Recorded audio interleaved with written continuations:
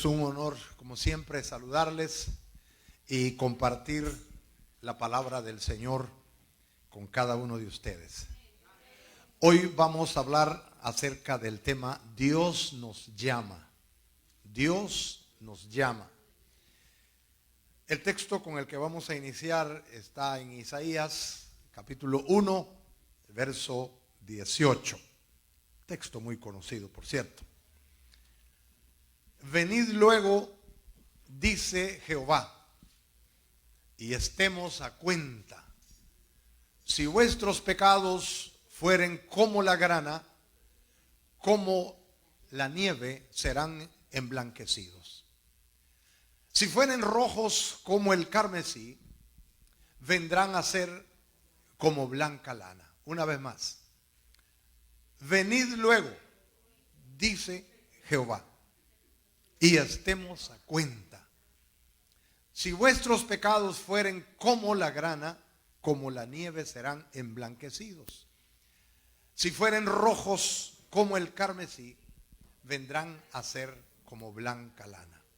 Dios nos está llamando. Hace algunos años, un hombre caminaba por una gran ciudad durante una noche de tormenta. Aquel hombre había perdido su empleo, su familia se había alejado de él, sentía que su vida estaba totalmente destruida. Mientras caminaba bajo la lluvia, llegó a un puente, pensó seriamente en terminar con todo, quitarse la vida. Pero en ese momento observó una pequeña luz que estaba encendida en un templo cristiano, y sin saber cómo empezó a caminar hacia allá. Al llegar encontró ahí al pastor que estaba limpiando el templo, y el hombre se puso a platicar con él y rompió en llanto y le dijo: pastor, he arruinado mi vida, he cometido demasiados errores, Dios ya no puede quererme. Entonces aquel buen pastor tomó su Biblia y le leyó el texto que está en 1 Juan 1:9. Si confesamos nuestros pecados, Él es fiel y justo para perdonar nuestros pecados y limpiarnos de toda maldad. Aquellas palabras impactaron fuertemente en el corazón de este hombre triste, decepcionado, acabado. Cae de rodillas y se pone a llorar fuertemente. Años después llegó a ser un cristiano fiel que pudo restaurar su familia y dedicar su vida a servir a Cristo. ¿Qué fue lo que cambió? Pues no fue su esfuerzo, no fue su pasado. Fue el poder del arrepentimiento, el poder del perdón de Dios, el perdón del Evangelio. Al escuchar esta noticia, pues podemos decir que realmente esa es la historia de la humanidad. Esa es la historia, nuestra historia, en realidad. La historia de personas que han fallado. No es el relato de nuestras victorias, es el inventario de nuestros escombros. Esta historia, que es nuestra historia, no es una línea recta hacia el éxito. Lo que vivimos es el rastro de sangre y de tropiezos de quienes no supieron hacerlo mejor. La civilización es el nombre que le damos a nuestra civilización. Civilización es el nombre que le damos al intento desesperado de sobrevivir a nuestros propios errores. La historia, la crónica de este hombre es claro. No se podía escribir con éxito, como la historia del ser humano no se puede escribir con logros, sino la historia del ser humano es una historia de cicatrices, de todo lo que rompimos en el camino. El mundo gusta mucho de construir pedestales, de hacer monumentos a las personas que cataloga como buenas. Porque el mundo piensa que el ser humano es capaz de alcanzar la perfección. ¿Cómo? A través de la religión, a través de la ciencia, a través de la moral, y que todo lo puede construir por sus propios medios. Pero la historia de la humanidad desmiente todo orgullo. Incluso ha habido personas que el mundo las ha coronado como personas exitosas, como los más santos, como los más pacíficos, los más íntegros, como las personas de la quinta esencia de la santidad, pero que al ver ahora sus historias fallaron terriblemente. Por lo menos hay dos personajes que son muy conocidos en el mundo, que se les tienen por santos o se les tienen por personas enormemente exitosas y que el mundo las alaba. Y hay que alabar, por cierto, sus buenas cualidades, pero que fallaron. Una de ellas es la Madre Teresa de Calcuta.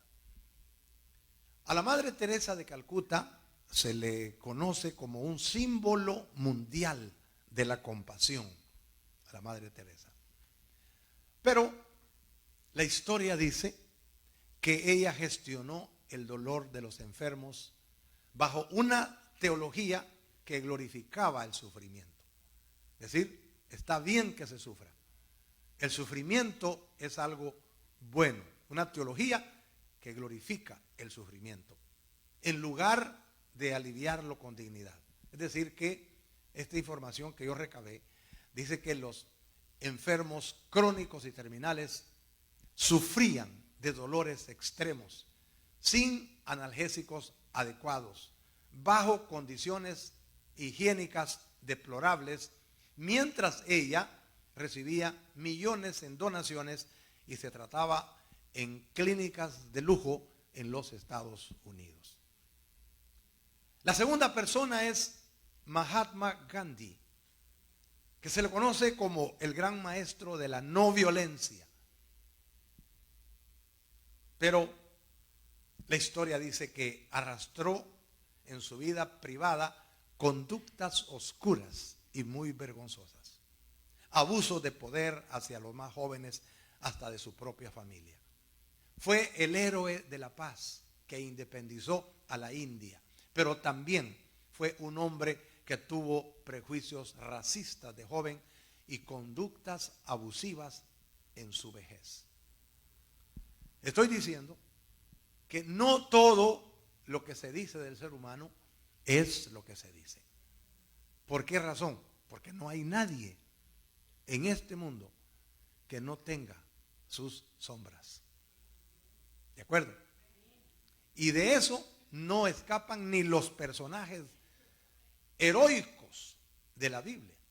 Desde la primera pareja que Dios la hizo perfecta, Adán y Eva, conocieron al Dios de la gloria, caminaron con Él, pero desobedecieron.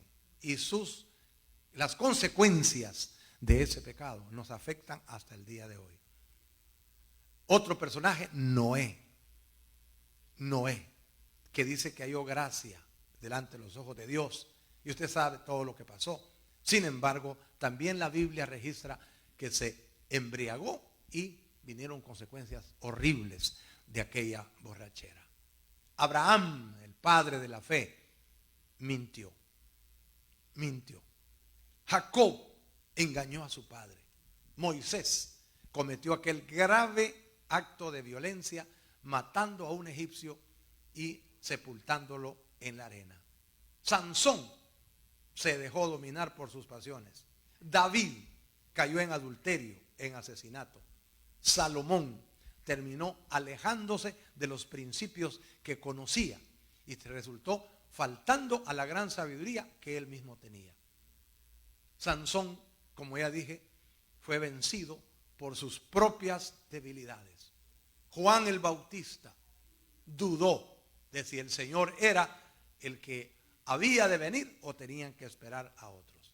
El gran apóstol Pedro lo negó al Señor 3 veces. Pablo tenía muchos conflictos en sus relaciones personales. Israel, el pueblo de Dios, falló al pie del Sinaí y en muchas ocasiones. Pero la triste noticia es que nosotros no cantamos mal la ranchera. No hay hombre en este mundo, dice la Biblia, que no peque. No hay institución humana, no hay ideología, no hay reputación a salvo de la corrupción de nuestra naturaleza. La historia de la humanidad es terriblemente negativa. La historia de la humanidad es el relato continuo de personas que han fallado vez tras vez. Entonces, todo mundo, incluyendo a usted y a mí, todos hemos fallado.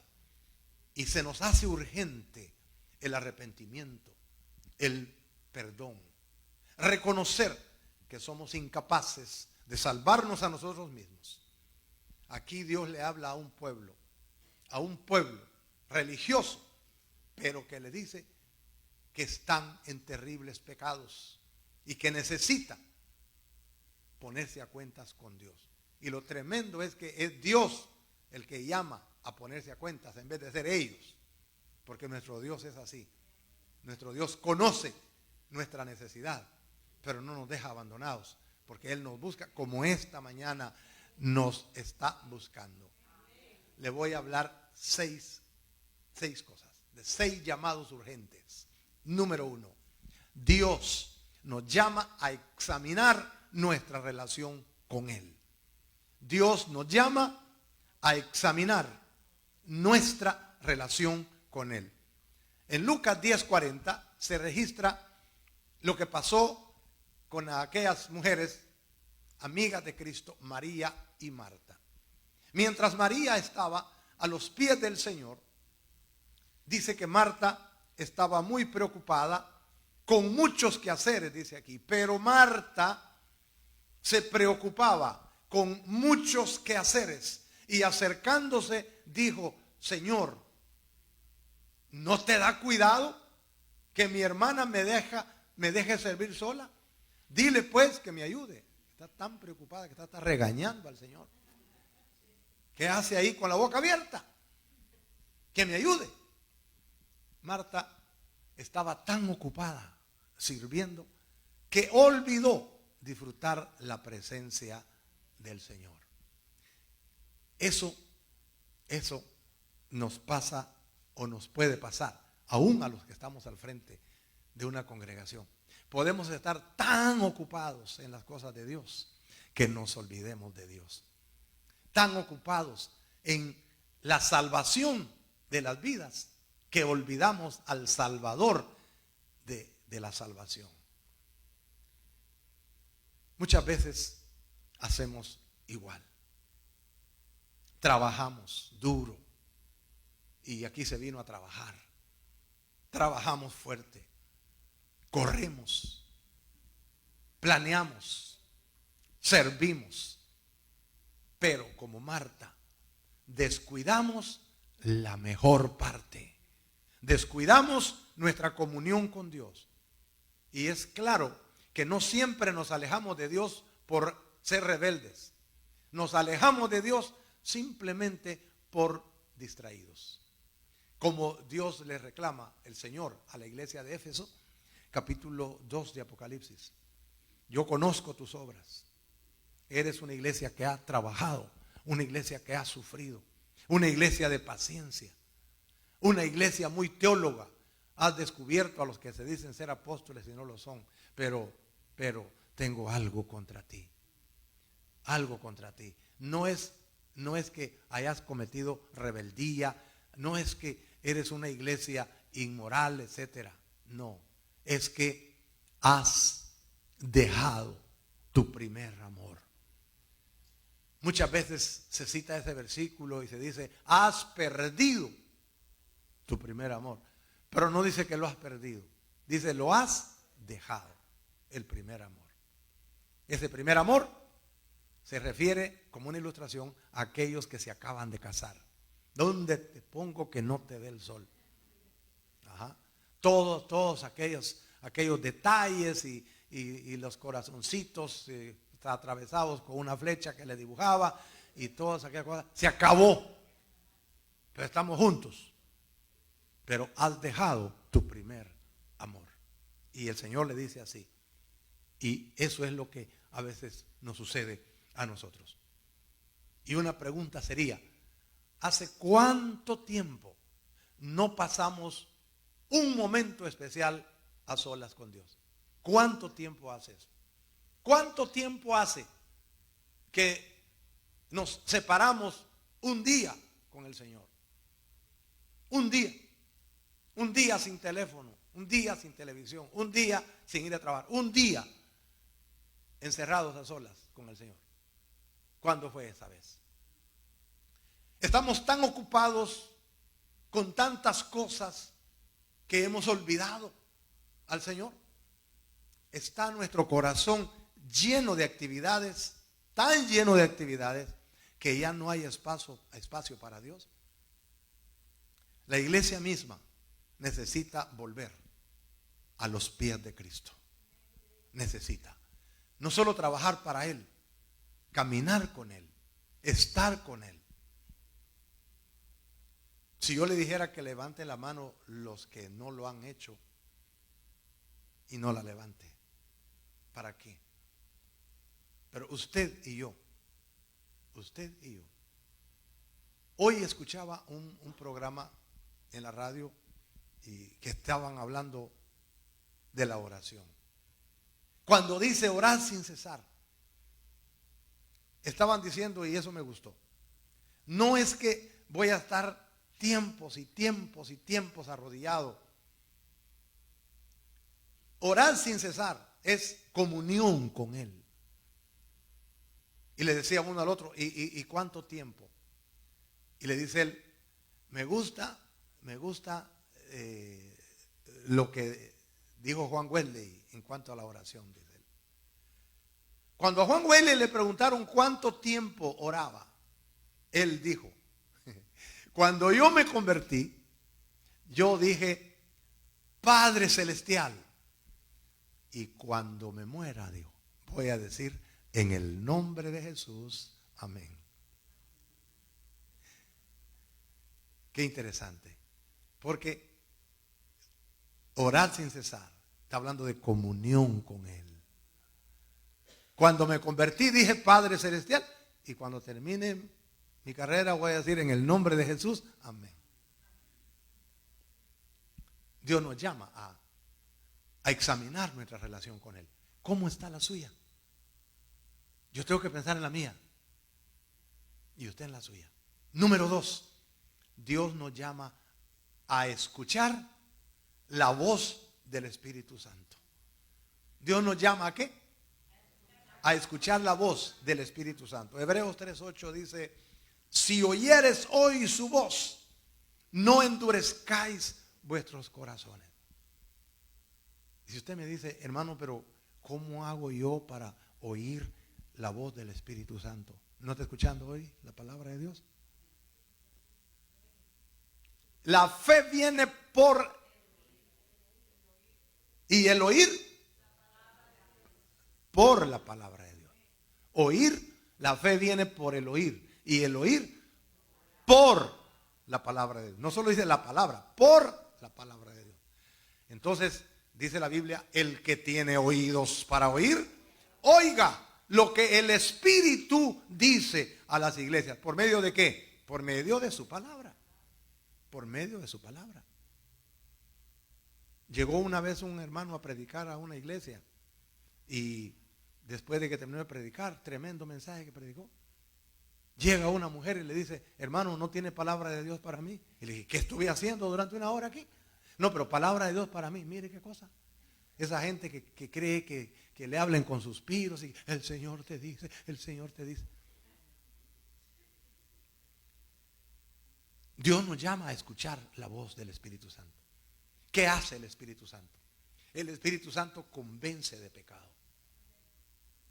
Convence. Si en esta ocasión usted siente alguna responsabilidad, usted advierte que sí, esto tiene que ver con usted, eso quiere decir que el Espíritu Santo le está convenciendo de pecado. Porque de verdad, hermanos, si el Espíritu Santo no hace algo en quien oye, pues de qué sirve que uno explique por aquí y por allá. Necesitamos afinar el oído espiritual, decirle: Señor, háblame. A veces nos ponemos muy caritativos y muy bondadosos. Ese mensaje estaba bueno para fulano, pero qué lástima que no vino. No. A fulano déjelo ahí tranquilo con mengano y con perencejo y con perengano. Usted está aquí, yo estoy aquí. Dios nos llama a escuchar su voz. El Espíritu Santo es el que nos muestra lo que debemos corregir. ¿Qué tal si le decimos al Señor cada vez que vamos a escuchar la palabra de Dios: Señor, yo te ruego que me muestres lo que debo corregir en mi vida? El Espíritu Santo nos recuerda palabras que nunca debimos decir, por ejemplo. El Espíritu Santo nos puede corregir. Nos recuerda actitudes que nunca debimos tener. El Espíritu Santo nos recuerda pecados que hemos intentado justificar, que le hemos dado la razón. Pero no solamente nos recuerda, también nos conduce a Cristo. El Espíritu Santo nos lleva a Cristo. Hermanas y hermanos, el problema no es cometer errores. El problema es endurecer el corazón cuando Dios nos habla. Porque si endurecemos el corazón, pues vamos a cometer errores y nunca nos vamos a sentir responsables de ellos. ¿Cuántas veces hemos dicho: lo que estoy haciendo no es tan grave? Sí, yo sé que estoy mal, pero hay otros que están peor. Mal de mucho consuelo de tontos, dice. El problema no es cómo vive otro. El problema no es qué están haciendo otros. El problema es yo.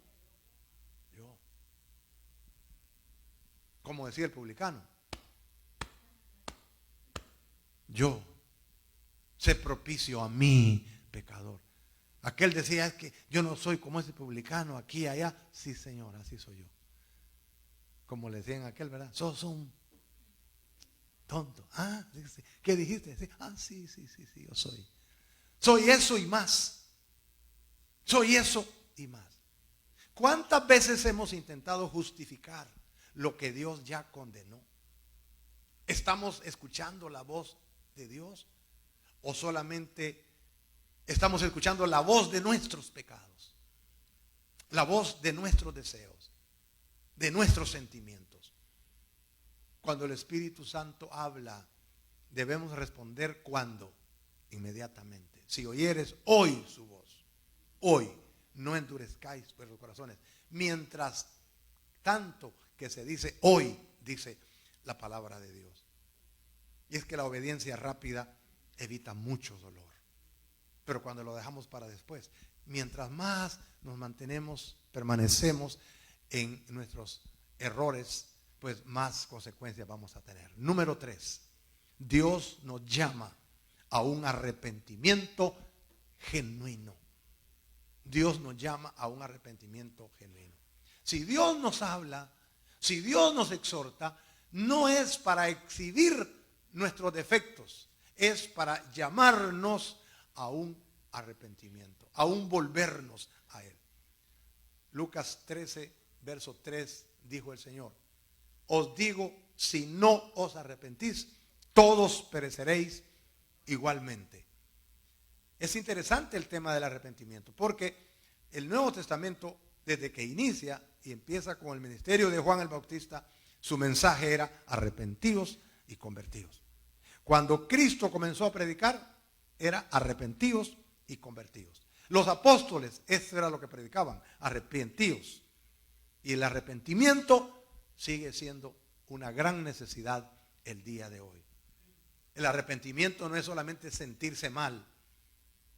El arrepentimiento es reconocer el pecado, abandonarlo y volver al Señor. Arrepentidos es un cambio en la manera de pensar.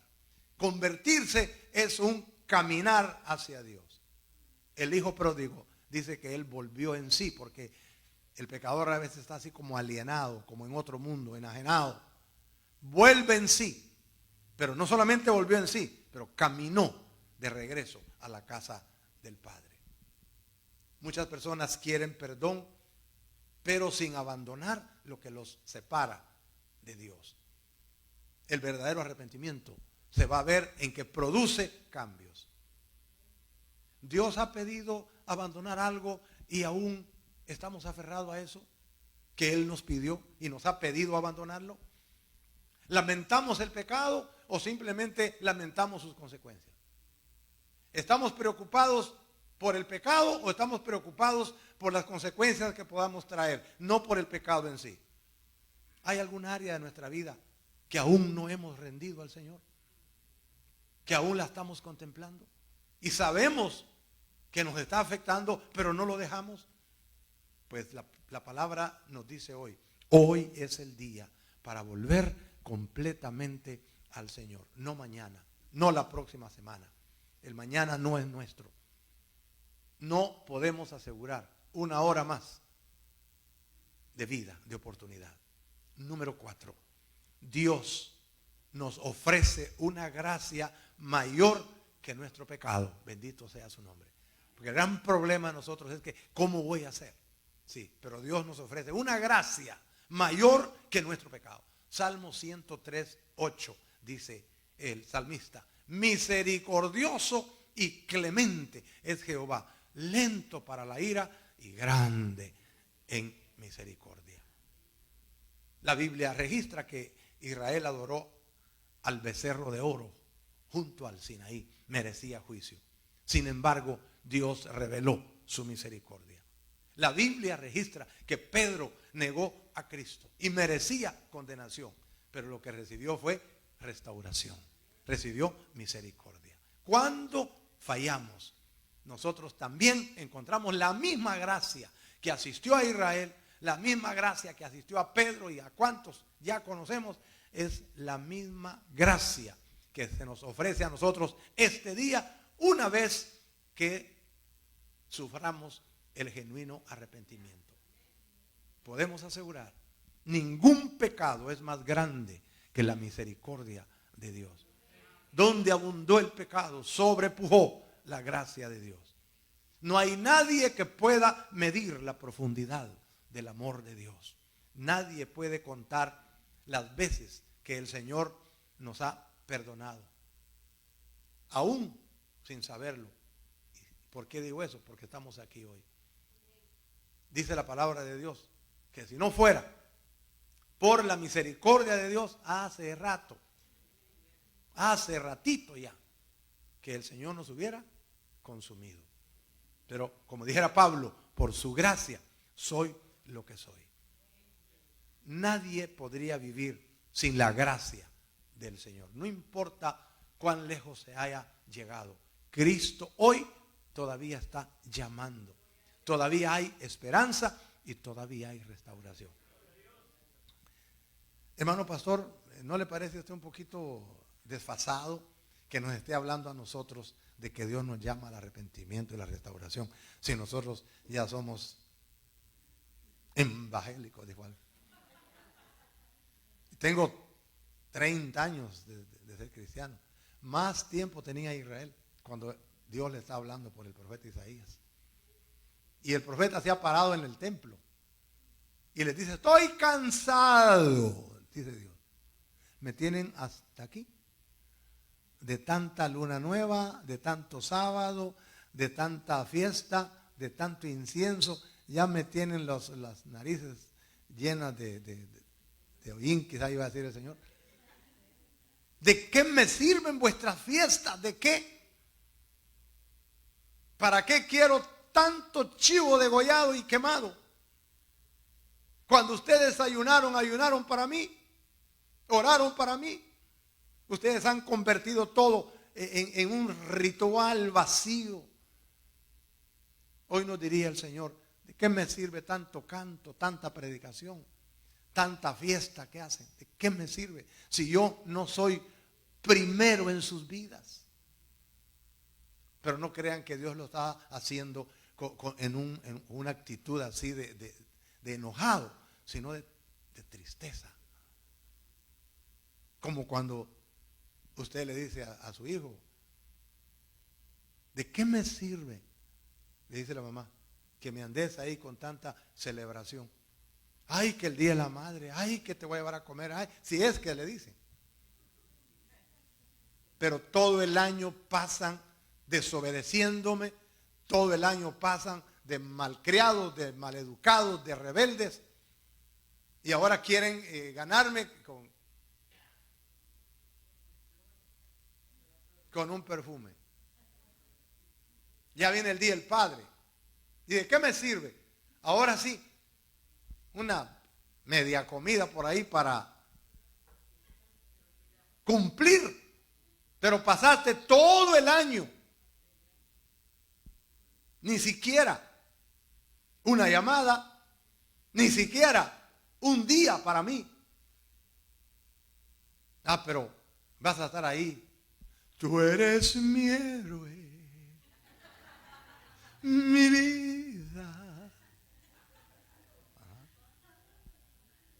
¿Cuánto tiempo más, papá? Sí, ¿cuánto tiempo más, papá? Para todo el año. Y ahora que ya se va a morir, ahora estás pensando. Pues eso es lo que está diciendo Dios. ¿De qué me sirve a mí tanto culto? ¿De qué me sirve a mí tanto incienso, toda esa parafernalia de sacrificio? Y no tú lo pediste, sí, Señor, pero ese era una sombra, ese es algo que simboliza, pues. Allá había una muchacha en mis tiempos, ¿verdad? Que se amarraban los perros con longaniza. Pues los muchachos, yo soy de una aldea. Y ahí no.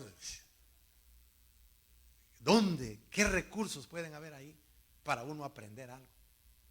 Entonces un muchacho estaba bien enamorado y se dio cuenta en una librería.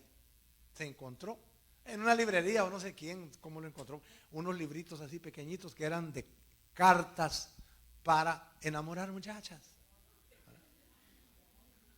Había diferentes tipos de cartas. Cartas para pedir trabajo, etcétera, etcétera. Pero había uno que era unas cartas preciosas. Pues vino y tomó el librito y le escribió una carta a una señorita. Y tal cual estaba ahí, la copió y se la envió. Y a ver qué dice.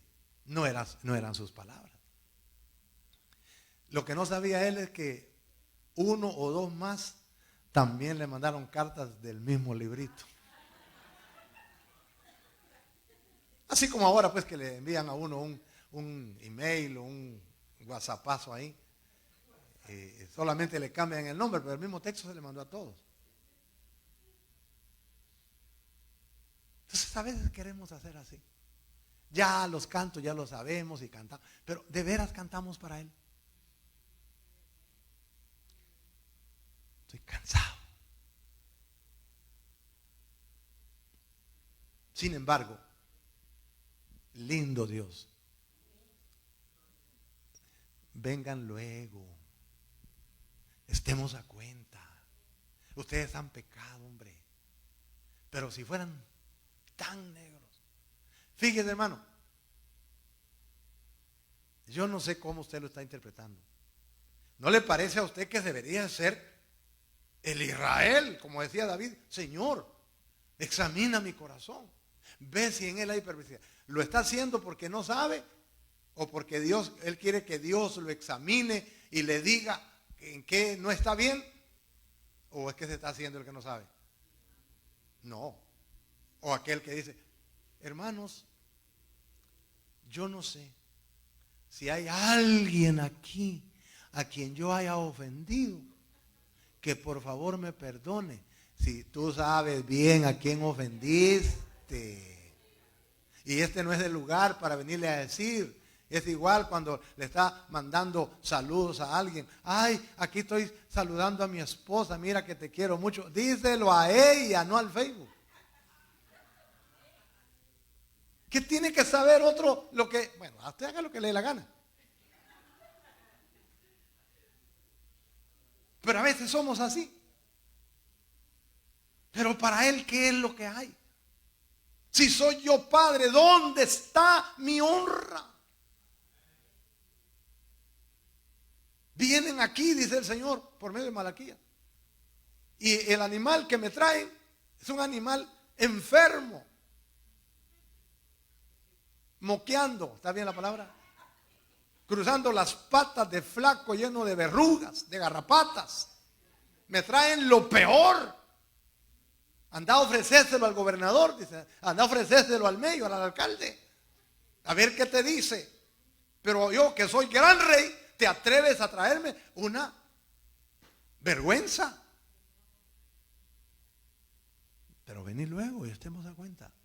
Él, fíjese usted, en vez de ser el que está abajo, el que está arriba. Si alguien, pero el número 5, sí, hermano, sálgase de ahí. El punto es que todavía hay esperanza y hay restauración para usted, para mí. Dios quiere vestirnos con su justicia. Por eso nos habla así. Apocalipsis 19:8 dice: y a ella, ¿quién es ella? La iglesia. Se le ha concedido que se vista de lino fino, limpio y resplandeciente. Porque el lino fino es las acciones justas de los santos. Las acciones justas. El buen actuar delante de él. Ese es el lino fino. Pero vea usted, fíjese bien. Dice que a la iglesia se le ha concedido. Es decir, que nadie puede presentarse a Dios con sus propios méritos. Necesita ser vestido con la justicia de Cristo. No con nuestra propia bondad.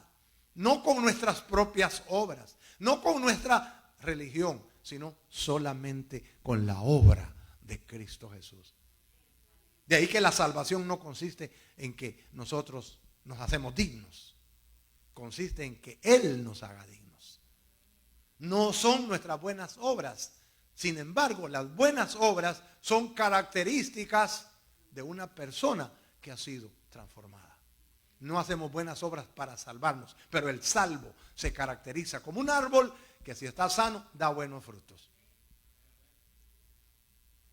¿Qué podemos ofrecerle a Dios que Él no posea ya, si todo es de Él?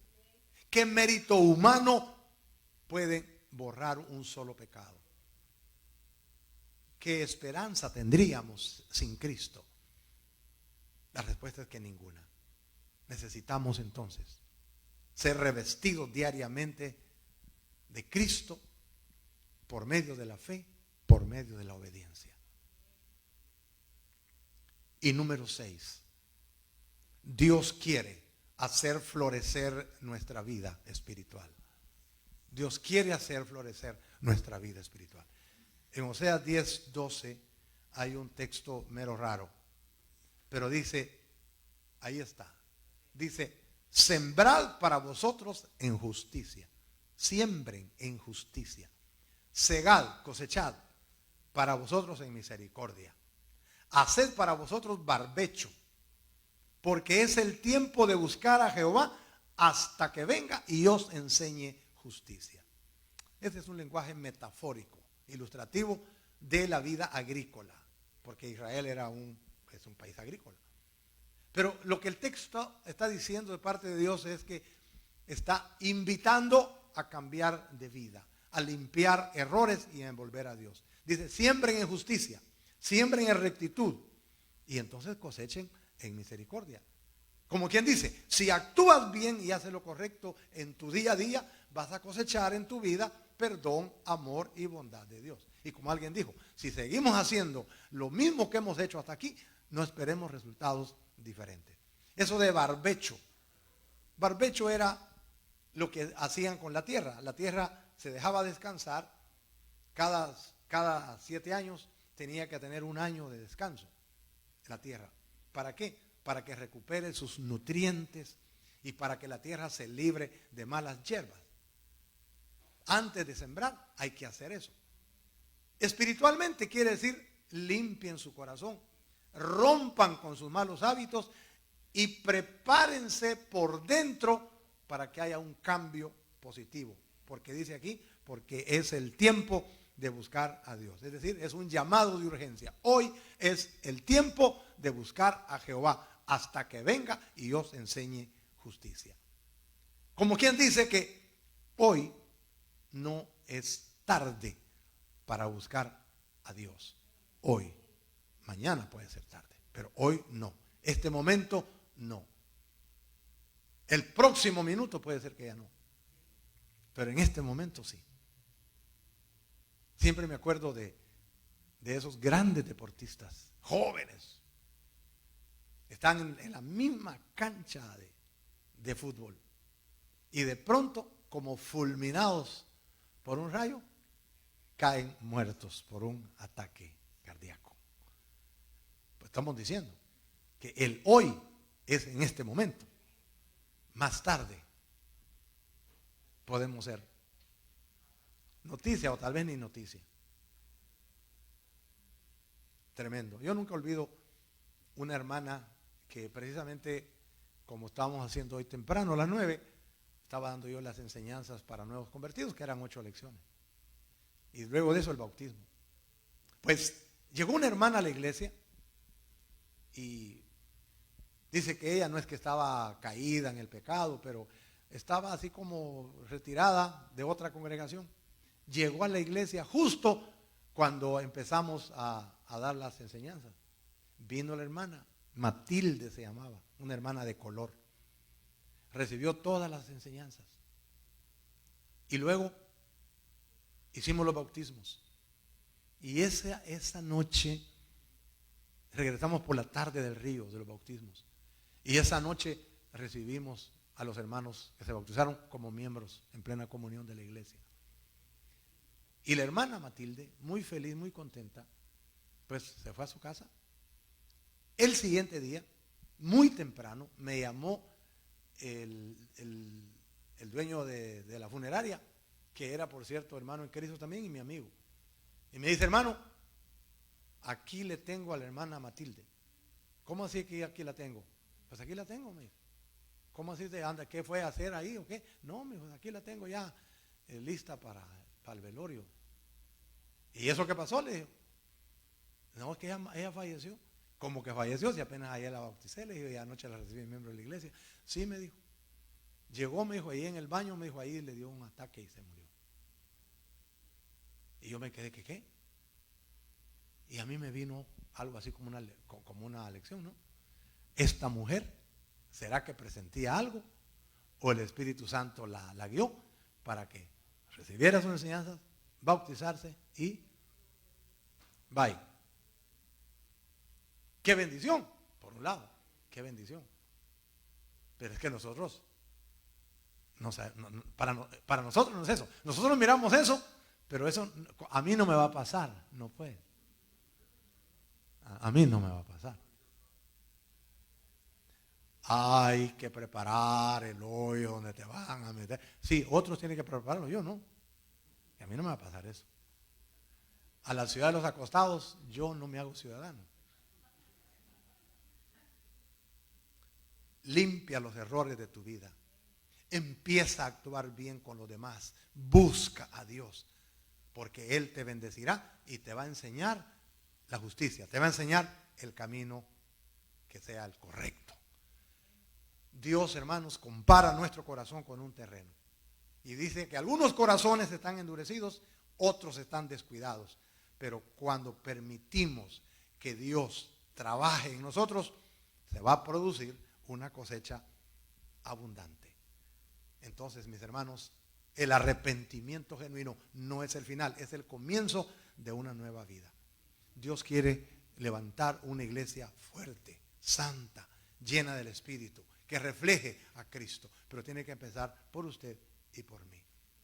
Voy a concluir. Dios está hoy llamando al arrepentimiento porque quiere restaurarnos, quiere sanar nuestras heridas, quiere quitar nuestras cargas, quiere cubrir nuestra vergüenza, quiere vestirnos con su justicia, quiere acercarnos nuevamente a su corazón. Le pregunto, ¿alguien de ustedes aquí reconoce que se ha alejado de Dios? Está aquí, pero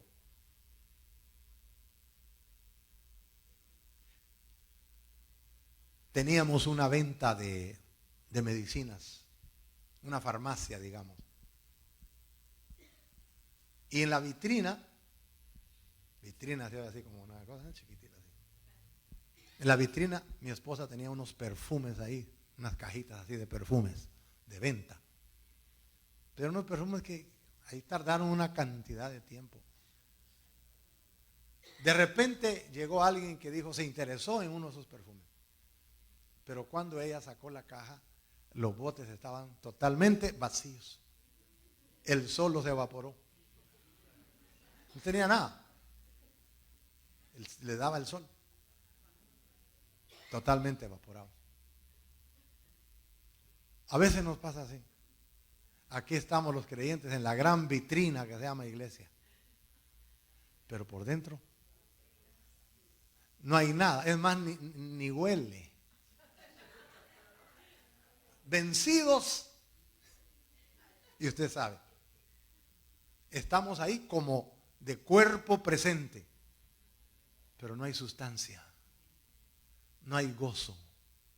No hay nada. Dios llama. Dios llama. Quizá usted necesite reconocer hoy que se ha alejado de Dios. Que lleva tiempo luchando con un pecado oculto. Que está cansado del alma. Está herido, hasta desanimado, desanimada. Cristo está aquí. No está con un látigo para azotarlo ni para condenarlo. Está con un manto de gracia en sus manos que le dice, venid a mí todos los que están trabajados y cargados, que yo os haré descansar. Manto de gracia. Aleluya. Si desea arrepentirse sinceramente, si desea una nueva consagración, hoy es el tiempo. Hoy es el tiempo. Entonces el tema de hoy ha sido que Dios nos llama a examinar nuestra relación con Él, a escuchar la voz del Espíritu Santo, a arrepentirnos genuinamente. Nos ofrece una gracia mayor que nuestro pecado, porque quiere vestirnos con su justicia y quiere hacer florecer nuestra vida espiritual. Este es el momento. Voy a invitar. ¿Cuántos de ustedes reconocen que necesitan arrepentirse, consagrarse, reconciliarse, iniciar una nueva etapa con el Señor? Este es el mensaje de Dios. Dios nos llama. Dios nos llama. A mí también, pastor, a usted y a usted y a usted y a usted y a usted y a mí también. ¿Cuántos de ustedes necesitan responderle al Señor de esa manera? Estamos aquí solos en confianza y nadie tiene por qué decir, yo pensé que ese estaba bien. Es que cuando usted señala a uno, hay tres que le señalan a usted de regreso. Y el altar está abierto para que oremos al Señor. Si alguien quiere levantarse, quiere venir al altar, ahí está el altar, hermanos. Ahí está el altar. Gracias a Dios que aquí no estamos pensando en nadie en particular. Yo sencillamente traslado lo que pues el Señor me hace sentir hacer y eso es lo que he hecho esta mañana.